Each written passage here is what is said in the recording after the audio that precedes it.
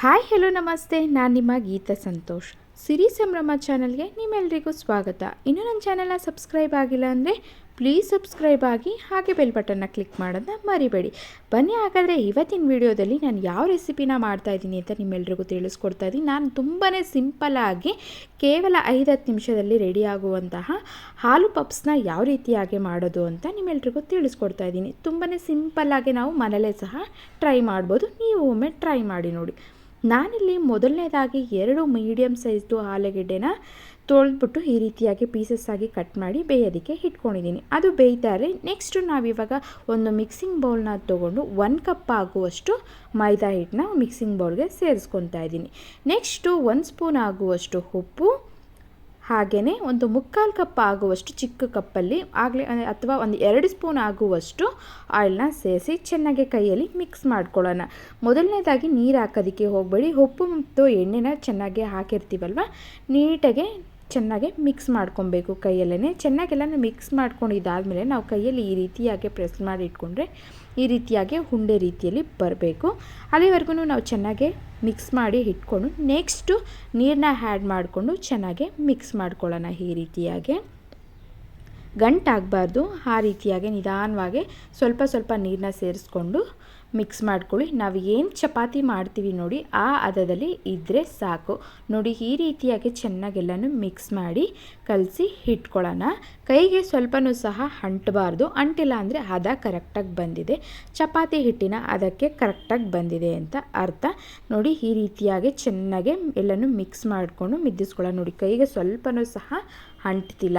ಒಂದು 5 ಅಥವಾ 10 ನಿಮಿಷಗಳ ಕಾಲ ನಾವು ಚೆನ್ನಾಗಿ ಕಲಸಿ ಒಂದು 20 ನಿಮಿಷ ಆಗುವಷ್ಟು ಬಿಡೋಣ. ಇಲ್ಲಾಂದರೆ ಒಂದು 1/2 ಅವರ್ ಬಿಟ್ಟರೆ ತುಂಬ ಒಳ್ಳೆಯದು, ನೆಂದು ಚೆನ್ನಾಗಿ ಬರುತ್ತೆ. ನೆಕ್ಸ್ಟು ಒಂದು ಚಿಕ್ಕದು ಮಿಕ್ಸಿಂಗ್ ಬೌಲ್ನ ತೊಗೊಂಡು 1 ಸ್ಪೂನ್ ಆಗುವಷ್ಟು ಕಾರ್ನ್ಫ್ಲೋರು ಹಾಗೆ 2 ಸ್ಪೂನ್ ಆಗುವಷ್ಟು ಎಣ್ಣೆನ ಸೇರಿಸಿ ಚೆನ್ನಾಗಿ ಇದನ್ನು ಮಿಕ್ಸ್ ಮಾಡಿ ಇಟ್ಕೊಳ್ಳೋಣ. ಇದು ಏನಕ್ಕಪ್ಪ ನಾನಿವಾಗ ರೆಡಿ ಮಾಡ್ಕೊತಾ ಇದ್ದೀನಿ ಅಂತಂದರೆ, ಪಪ್ಸು ಕ್ರಿಸ್ಪಿಯಾಗಿ ಬರಬೇಕಂದ್ರೆ ಇದು ತುಂಬಾ ಇಂಪಾರ್ಟೆಂಟ್ ಆಗಿರುತ್ತೆ. ಇದನ್ನು ನಾನು ಯಾವ ರೀತಿಯಾಗಿ ಮಾಡ್ಕೊತೀನಿ ಏನು ಅಂತ ನಾನು ಮುಂದೆ ತಿಳಿಸ್ತೀನಿ. ಈ ರೀತಿಯಾಗಿ ಜಸ್ಟು 1 ಸ್ಪೂನ್ ಆಗುವಷ್ಟು ಕಾರ್ನ್ಫ್ಲೋರು ಹಾಗೆ 2 ಸ್ಪೂನ್ ಆಗುವಷ್ಟು ಎಣ್ಣೆನ ಸೇರಿಸಿ ಮಿಕ್ಸ್ ಮಾಡಿ ಇದನ್ನು ಸಹ ಪಕ್ಕಕ್ಕೆ ಇಟ್ಕೊಳ್ಳೋಣ. ನೆಕ್ಸ್ಟು ಆಲೂಗಡ್ಡೆ ಬೇಯೋದಕ್ಕೆ ಇಟ್ಟಿದ್ವಲ್ಲ, ಚೆನ್ನಾಗಿ ಬೆಂದಿದೆ. ಇದನ್ನು ಸಹ ನಾವಿವಾಗ ಸಿಪ್ಪೆ ತೆಗೆದು ನೀಟಾಗಿ ಎತ್ತಿಟ್ಕೊಳ್ಳೋಣ. ಸಿಪ್ಪೆ ತೆಗೆದು ನೀಟಾಗಿ ಇದನ್ನು ಸ್ಮ್ಯಾಶ್ ಮಾಡಿ ಇಟ್ಕೊಳ್ಳೋಣ. ಚೆನ್ನಾಗಿ ಬೆಂದಿದ್ರೆ ಆಲೂಗಡ್ಡೆ ಬೇಗನೆ ಸ್ಮ್ಯಾಶ್ ಆಗಿಬಿಡುತ್ತೆ. ಈ ರೀತಿಯಾಗಿ ಮಿಕ್ಸ್ ಮಾಡಿ ಇಟ್ಕೊಂಡಿದ್ದಾದಮೇಲೆ ಒಂದು ಮಿಕ್ಸಿಂಗ್ ಬೌಲ್ಗೆ ಹಾಕ್ಕೊಂಡು 1 ಸ್ಪೂನ್ ಆಗುವಷ್ಟು, 1 ಸ್ಪೂನ್ ಬೇಡ, ಒಂದು 3/4 ಕಪ್ ಆಗುವಷ್ಟು ರುಚಿಗೆ ತಕ್ಕಷ್ಟು ಉಪ್ಪು, ಹಾಗೆ ನಾನು ಸ್ವಲ್ಪ 1/4 ಸ್ಪೂನ್ ಆಗುವಷ್ಟು ಜೀರಿಗೆ ಮತ್ತು ಮೆಣಸು ಪುಡಿ, ಹಾಗೆ ಅರ್ಧ ಸ್ಪೂನ್ ಆಗುವಷ್ಟು ಚಿಲ್ಲಿ ಪುಡಿ, ಹಾಗೆ ಅರ್ಧ ಸ್ಪೂನ್ ಆಗುವಷ್ಟು ಚಿಕನ್ ಮಸಾಲ ಅಷ್ಟನ್ನು ಸಹ ಸೇರಿಸಿ ನಾನಿವಾಗ ಚೆನ್ನಾಗಿ ಮಿಕ್ಸ್ ಮಾಡಿ ಅದನ್ನು ಸಹ ಪಕ್ಕಕ್ಕೆ ಇಟ್ಕೊತಾ ಇದ್ದೀನಿ. ನೆಕ್ಸ್ಟು ಏನಪ್ಪ ಅಂತಂದರೆ, ನಾವು ಒಂದು 20 ನಿಮಿಷ ಮೈದಾ ಹಿಟ್ಟನ್ನು ಕಲಸಿ ಇಟ್ಟಿದ್ವಲ್ಲ, ಹದ ಚೆನ್ನಾಗಿ ಬಂದಿದೆ ಮತ್ತು ಹುಬ್ಬಿ ಚೆನ್ನಾಗೇ ಬಂದಿದೆ. ಕೈಗೆ ಸ್ವಲ್ಪನೂ ಸಹ ಅಂಟ್ತಾ ಇಲ್ಲ. ಇದನ್ನು ನಾವು ಇನ್ನೂ ಒಂದು 5 ನಿಮಿಷಗಳ ಕಾಲ ಚೆನ್ನಾಗಿ ಇದನ್ನು ಮಿದ್ದಿಸ್ಕೊಳ್ಳೋಣ. ಚೆನ್ನಾಗಿ ಮಿದ್ದಿಸ್ಕೊಂಡಷ್ಟು ಹಾಲು ಪಪ್ಸು ಚೆನ್ನಾಗಿ ಬರುತ್ತೆ. ಹದನೂ ಅಷ್ಟೇ ಕರೆಕ್ಟಾಗಿರುತ್ತೆ ಮತ್ತು ಕ್ರಿಸ್ಪಿಯಾಗಿ ಬರುತ್ತೆ. ಒಂದು 5 ಅಥವಾ 10 ನಿಮಿಷಗಳ ಕಾಲ ನಾವು ಇದೇ ರೀತಿಯಾಗಿ ಚೆನ್ನಾಗಿ ಸ್ವಲ್ಪ ಲಟ್ಟಿಸ್ಕೊಳ್ಳೋಣ. ನೆಕ್ಸ್ಟು ನಾನಿವಾಗ ಈ ಹಿಟ್ಟನ್ನು ಒಂದು 4 ಪೀಸಸ್ ಉಂಡೆಗಳಾಗಿ ಕಟ್ ಮಾಡ್ಕೊತಾ ಇದ್ದೀನಿ. ಚಪಾತಿ ಹಿಟ್ಟಿನ ಹದದಲ್ಲಿ ನಾವು ತೆಳುವಾಗಿ ಇವಾಗ ನಾವು ಲಟ್ಟಿಸ್ಕೋಬೇಕು. ನಾನಿಲ್ಲಿ 4 ಉಂಡೆಗಳಾಗಿ 1 ಕಪ್ಪು ಮೈದಾ ಹಿಟ್ಟಲ್ಲಿ ಇಷ್ಟು 4 ಚಪಾತಿ ಹಿಟ್ಟಿನ ಹದದಲ್ಲಿ ನಾವು ಮಿಕ್ಸ್ ಮಾಡ್ಕೊಳ್ಳೋಣ. ರೌಂಡ್ ಮಾಡಿ ಪಕ್ಕಕ್ಕೆ ಇಟ್ಕೊಳ್ಳೋಣ. ಈ ರೀತಿಯಾಗಿ ನಾವು ಏನು ಚಪಾತಿ ಮಾಡ್ತೀವಿ ನೋಡಿ ಆ ಹದದಲ್ಲಿ ಇದ್ದರೆ ಸಾಕು. ಒಂದು ಪ್ಲೇಟ್ಗೆ ಹಾಕಿಟ್ಬಿಟ್ಟು ನೆಕ್ಸ್ಟು ಪಕ್ಕಕ್ಕೆ ಇಡೋಣ. ನೆಕ್ಸ್ಟ್ ನಾವಿವಾಗ ಒಂದೊಂದೇ ಉಂಡೆನೇ ತೊಗೊಂಡು ನಾವು ಆಗಲೇ ಏನು ಕಲಸಿ ಇಟ್ಕೊಂಡಿದ್ವಿ ನೋಡಿ ಕಾರ್ನ್ಫ್ಲೋರು ಮತ್ತು ಎಣ್ಣೆನ ಇವಾಗ ಯಾವ ರೀತಿಯಾಗಿ ಯೂಸ್ ಮಾಡಬೇಕು ಅಂತ ತೋರಿಸ್ತೀನಿ ನೋಡಿ.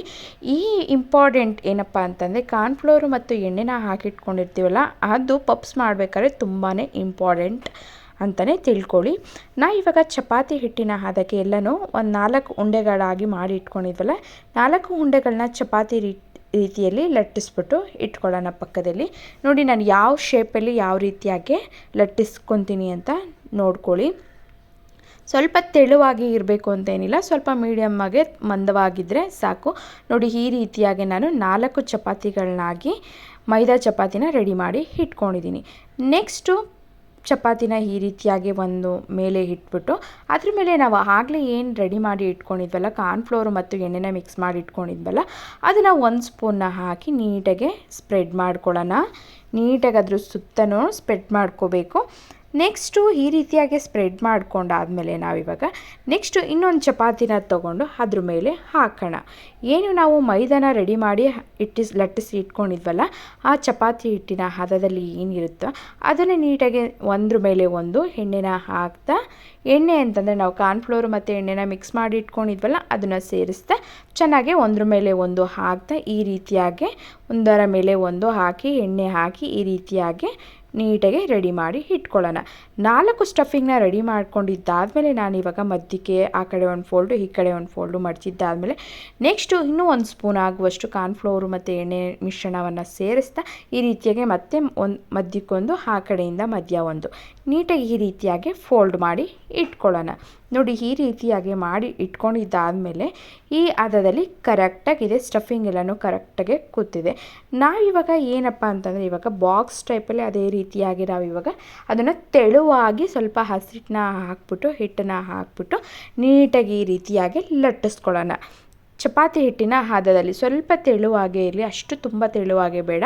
ಈ ರೀತಿಯಾಗಿ ಲಟ್ಟಿಸ್ಕೊಂಡಾದ್ಮೇಲೆ ನಾವು ಏನು ಸೈಡ್ ಪೋರ್ಷನ್ಸ್ ಇತ್ತು ಅದನ್ನೆಲ್ಲನೂ ಸಹ ಕಟ್ ಮಾಡಿ ಇಟ್ಬಿಟ್ಟಿದ್ದೀನಿ. ತೆಗೆದು ನೀಟಾಗಿ ಸ್ಕ್ವಯರ್ ಟೈಪಲ್ಲಿ ಇಟ್ಕೊಂಡು ನಾನಿಲ್ಲಿ ಫಸ್ಟು 3 ಪೀಸಸ್ ಆಗಿ ಕಟ್ ಮಾಡಿಕೊಂಡು ಮಧ್ಯಕ್ಕೆ 1 ಪೀಸ್ನ ಮಾಡ್ತಾಯಿದ್ದೀನಿ.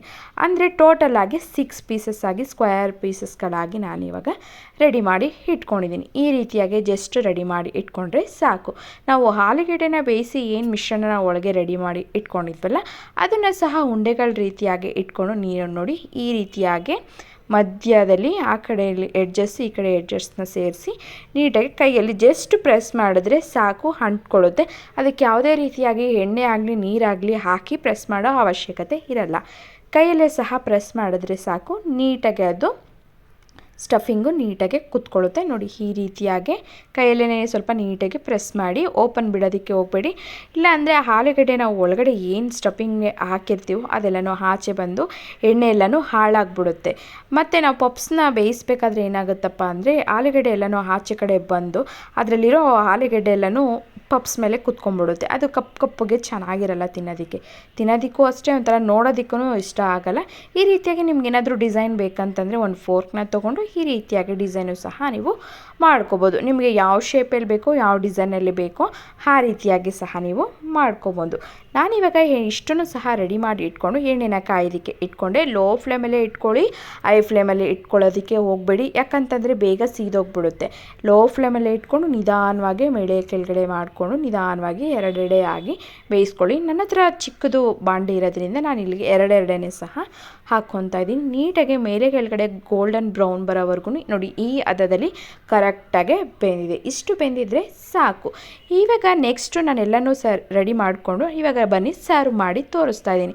ಸೂಪರ್ ಟೇಸ್ಟಿ ಆದಂತಹ ಮಕ್ಕಳು ತುಂಬಾ ಇಷ್ಟಪಡುವಂತಹ ಹಾಲು ಪಪ್ಸ್ ತಿನ್ನೋದಕ್ಕೆ ರೆಡಿಯಾಗಿದೆ.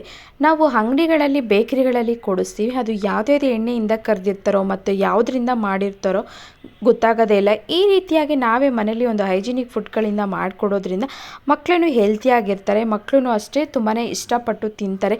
ಮನೇಲಿ ಮಾಡಿದರೆ ಅಮ್ಮ ಅಂತಂದರೆ ಸಿಕ್ಕಾಬಟ್ಟೆ ಇಷ್ಟ ಇರುತ್ತೆ. ಅವರು ಸ್ಕೂಲಿಂದ ಬರ್ತಾರೆ, ನಮ್ಮಮ್ಮ ಇವತ್ತು ಏನು ಮಾಡಿರ್ತಾರೋ ಅಂತ ಅವ್ರಿಗೂ ಒಂಥರ ಖುಷಿ ಇರುತ್ತೆ. ಏನಾದರೂ ಇವತ್ತು ಸ್ಪೆಷಲ್ ಇರುತ್ತೆ, ನಮ್ಮಮ್ಮ ಏನಾದರೂ ಸ್ಪೆಷಲ್ ಮಾಡಿರ್ತಾರೆ ಅನ್ನೋದು ಅವ್ರಿಗೂ ಒಂದು ಖುಷಿ ಇರುತ್ತೆ.